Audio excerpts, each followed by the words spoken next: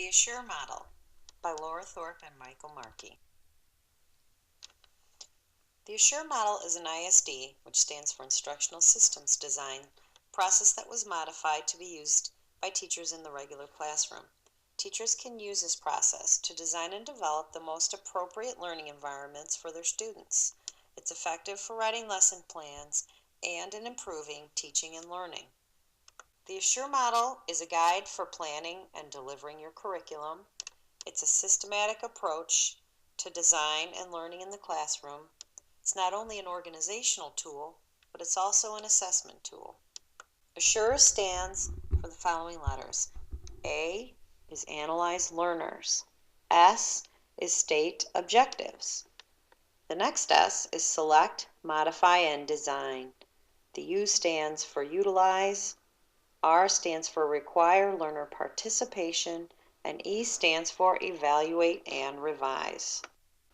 A stands for analyze learners. Who are your students? You should know your students on a multitude of levels. You need to know demographics, their prior knowledge, learning styles, and their academic abilities.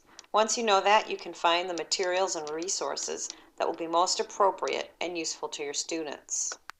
The first S stands for state objectives. What are these objectives, and what should be the outcomes of the lesson that your student will know or learn?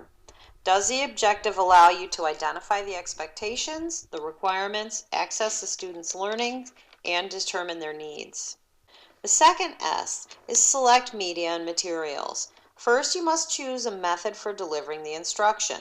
Once you do that, you can select the media that best supplements or enhances the method of teaching you've chosen. Decide which materials and media can best help your students master the learning objectives that you've identified.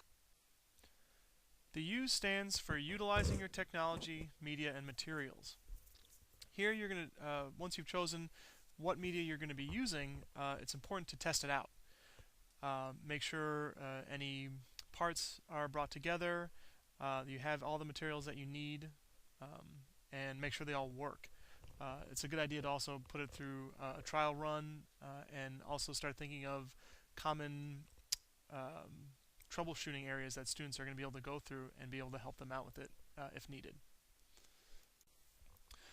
The R stands for the require learner participation. Here's where the main delivery of the lesson takes place. It's important to make sure all students are engaged at all times. This instructional model is based on the constructivist theory that students are going to be learning by being engaged.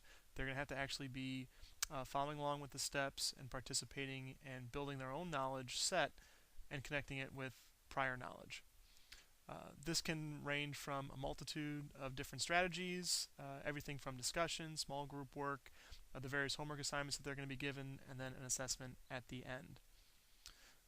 And all of these come together to create the feedback for the teacher in order to see how their students did with this particular lesson.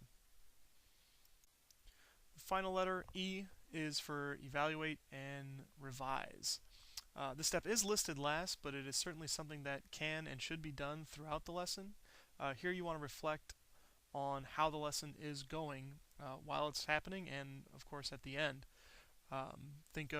Jot down ways in which the lesson went really well, make a list of improvements that could be made, spend time to look at the student performance to see how well did the students learn the material, did they complete the objectives that you wanted them to, what other technology could be utilized, did the technology help in the lesson or did it hinder it, is it just a matter of getting used to the technology? Questions like that should be asked, of course, during and at the end of the lesson, and then make those adjustments now, or at least write them down so that when you do the lesson, which could be a year from now, you want to know exactly what you did and how well it went.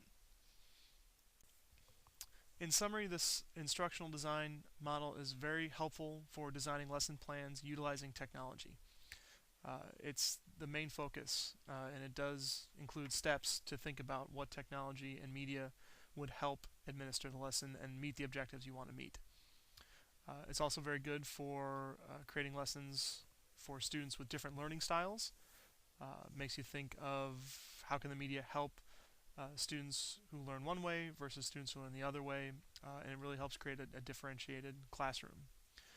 And of course, it is based on the constructivist theory where learners are developing and actively creating the knowledge on their own.